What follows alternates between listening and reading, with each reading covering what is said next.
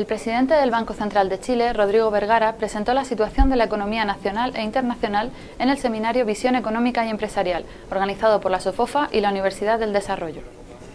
En la presentación, reafirmó que el supuesto de trabajo de la tasa de política monetaria de Chile se mantendrá en los niveles actuales en el horizonte de proyección de 2 años. Pasamos a ver un extracto de su presentación. Partamos con América Latina. Como lo decía, de hecho, recién el subsecretario, América Latina tuvo un shock importante de términos de intercambio, que aquí se observa en los últimos años. Una caída importante de precios después de un periodo largo de aumentos significativos en los términos de intercambio, los precios de las exportaciones, los precios de los commodities. También en los últimos años hemos tenido una reducción, y eso se ve aquí, del flujo de capitales externos, en términos gruesos, generales. Sin embargo, en lo más reciente, empezamos a ver algunos cambios en estas tendencias. En primer lugar, los términos de intercambio dejan de subir. De hecho, el próximo año se espera una cierta estabilidad, incluso una pequeña alza. Y por otra parte, si algo hemos visto en el último tiempo, un nuevo influjo de capitales, no solamente a Chile, sino que a la región, a América Latina y a los países emergentes en general.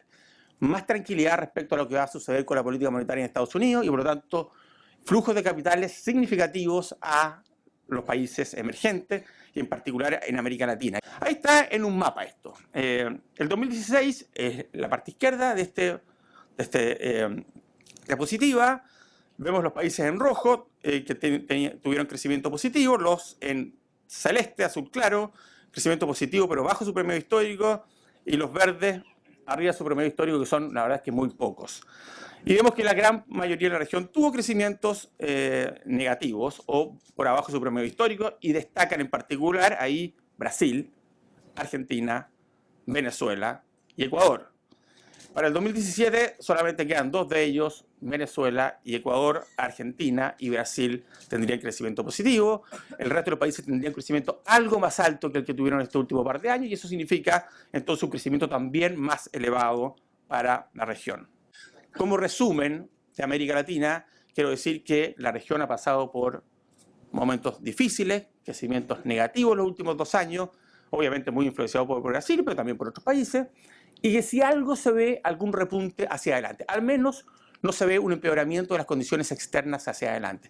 Eso evidentemente nos impone a todos nosotros un desafío adicional, porque con un escenario externo que no se sigue deteriorando, incluso que mejora algo, evidentemente que las presiones o los desafíos son más importantes, de forma de ir nosotros levantando nuestro propio crecimiento. Si a eso le sumamos que vemos los grandes bloques económicos del mundo, Estados Unidos y Europa, también con una situación económica más tranquila, creciendo Estados Unidos de forma relativamente sólida, se espera un segundo semestre más elevado, Europa creciendo en torno al 1,5%, un poco más de su crecimiento potencial, pero con bastante estabilidad, a diferencia de lo que se veía hace un tiempo atrás. Obviamente que sigue habiendo riesgo, pero con mucha más estabilidad.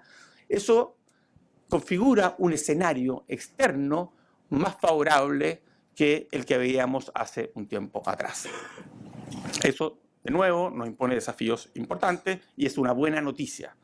La tasa de política monetaria real en Chile es por lejos la más baja en América Latina, pero también si uno mira un grupo de países más amplio, países emergentes y no emergentes, es de las más bajas dentro de eso. Aquí tenemos los países de América Latina, Chile es el más bajo, pero también puse un par de países exportadores de materias primas, Australia, Nueva Zelanda. Nueva Zelanda tiene tasas algo más altas que las nuestras, Australia tiene tasas algo más bajas que las nuestras. Son 2 países que a todo esto siguen creciendo a tasas no muy distintas a la chilena. Por otra parte, las tasas de largo plazo, a 10 años plazo en Chile, comparado de nuevo con nuestros pares de la región, han sido notablemente, tienen 2 características. Una, muy baja. Si ustedes ven aquí, Chile está lejos por abajo de las tasas. Estas son las tasas de 10 años plazo de los papeles del Tesoro de distintos países, lejos por abajo de otros países. La nuestra está en algo por arriba del 4%. Pero no solo eso, sino que además es la más estable de la región. Eso también dice relación con la política macrocambiaria del Banco Central. La variable que se mueve en una política monetaria en metas de inflación como tiene el Banco Central es básicamente el tipo de cambio, la que produce los ajustes, la que da las señales, como decía el ministro, la que da las señales para que los recursos se asignen a aquellos sectores donde hay nuevas oportunidades. Por lo tanto, es cierto, vemos cierta volatilidad en el tipo de cambio, pero la contrapartida de eso es una gran estabilidad en materia de tasas de interés, que es lo que hemos tenido no solamente en las tasas de corto plazo, sino que también en las tasas de largo plazo. De alguna forma, vuelvo a lo que decía al principio, respecto a las condiciones financieras para América Latina y para Chile, dentro de América Latina, han mejorado claramente en el último tiempo. Sin embargo, obviamente que los riesgos persisten. Creo que son algo menores que los que teníamos hace un tiempo atrás. Creo que la situación externa, como lo dije al principio, nos va a ayudar a algo más de lo que se pensaba hace un tiempo atrás. Uno de los riesgos, por supuesto, es qué es lo que pasa con la política monetaria en Estados Unidos. Creo que hoy día está bastante descontado que en diciembre va a haber una alza de 25 puntos base. En lo personal, creo que es muy difícil que la política monetaria en Estados Unidos nos dé sorpresas relevantes. Siempre hay un riesgo, y el riesgo básicamente es que de repente hay un salto muy fuerte en la inflación, que no estaba previsto, y que eso se traduzca en que la política monetaria va a ir más rápido, que suban las tasas de largo plazo, y eso se traspasa a los países emergentes.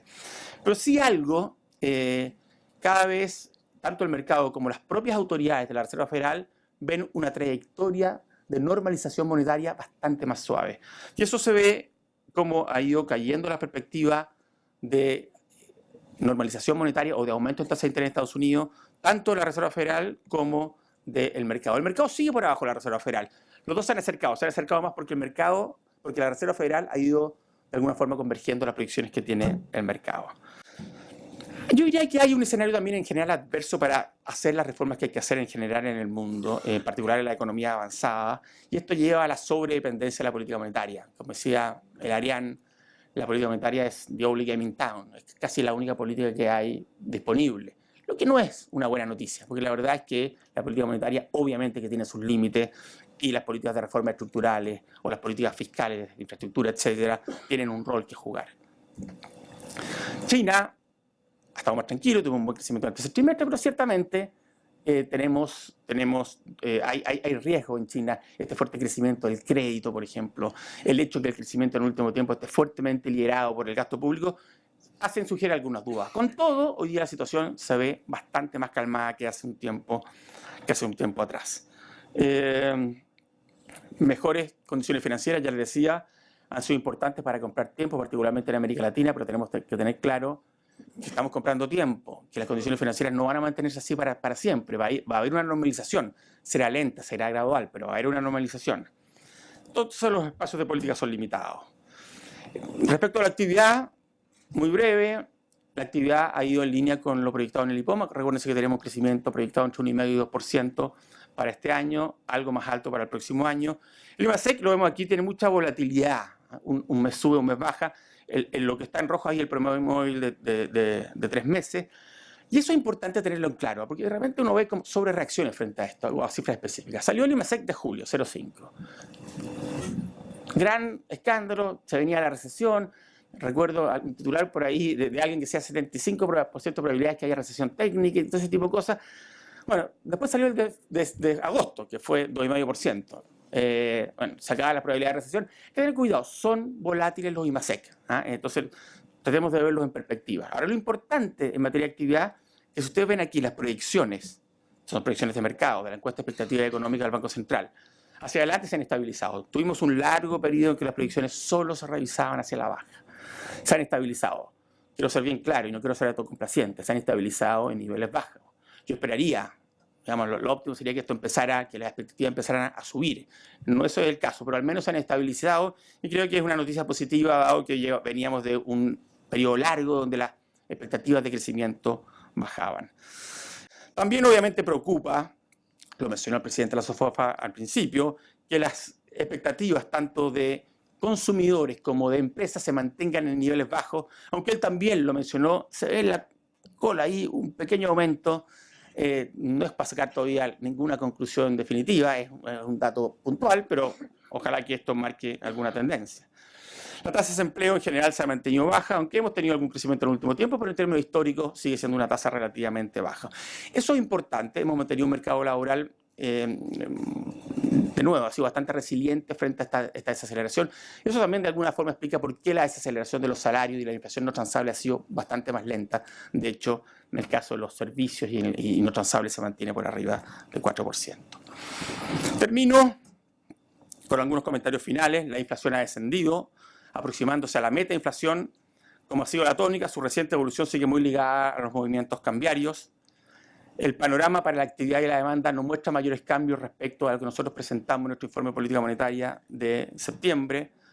El escenario externo sigue presentando riesgo, más allá de que su evolución reciente ha sido más favorable que lo esperado. Creo que tenemos una buena noticia ahí, un escenario externo que se ve algo más positivo. El supuesto de trabajo respecto a la política monetaria es que la tasa de política monetaria se mantendrá en su nivel actual durante el horizonte de proyección. Pero como siempre, y es importante esto mencionarlo claro, esto no es un compromiso, esto es simplemente un supuesto de trabajo para hacer nuestros modelos.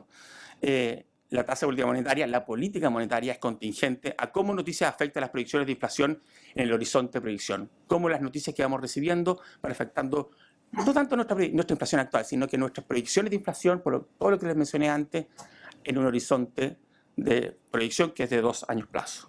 La política monetaria no debe reaccionar con fuerza a cambios en los precios que son por una sola vez. Ya lo vimos, nosotros no reaccionamos frente a la depreciación cambiaria que impulsó una inflación más alta por un tiempo. De la misma forma y simétricamente tampoco debiéramos reaccionar si la inflación baja producto que el tipo de cambio se estabiliza o se aprecia. A menos que, al igual que en el caso pasado, tengamos efectos de segunda vuelta, que no se pueden, obviamente, descartar. En ese sentido, es importante también recalcar, por otra parte, que la política monetaria también debe ser flexible si las condiciones cambian. Evidentemente, si las condiciones cambian, nosotros también alteraremos el rumbo proyectado de la política monetaria, y eso lo tenemos que ir viendo en la medida que vayamos recibiendo nueva información. Por ello, el Consejo reafirma su compromiso de conducir la política monetaria con flexibilidad, de manera que la inflación proyectada se ubique en 3% en el horizonte de proyección. Muchas gracias.